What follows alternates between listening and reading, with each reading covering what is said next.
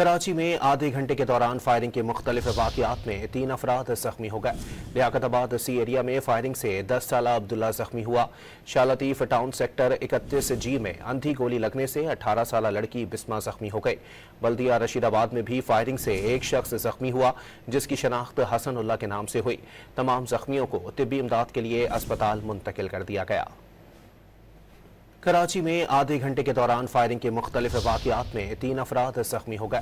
लियाकताबाद सी area में firing से 10 साला अब्दुल्ला जख्मी हुआ। Shah Latif town sector 31G में अंधी गोली लगने से 18 साला लड़की बिस्मा जख्मी हो गई।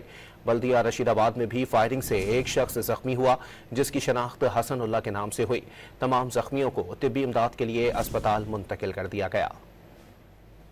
कराची में आधे घंटे के दौरान फायरिंग के मुख्तलिफ वाक़यात में 3 अफराद जख्मी हो गए। लियाकताबाद सी एरिया में फायरिंग से 10 साला अब्दुल्ला जख्मी हुआ। Shah Latif town sector 31G में अंधी गोली लगने से 18 साला लड़की बिस्मा जख्मी हो गई। बल्दिया रशीदाबाद में भी फायरिंग से एक शख्स जख्मी हुआ, जिसकी शनाख्त हसन उल्लाह के नाम से हुई। तमाम जख्मियों को तिब्बी इमदाद के लिए अस्पताल मुंतकिल कर दिया गया।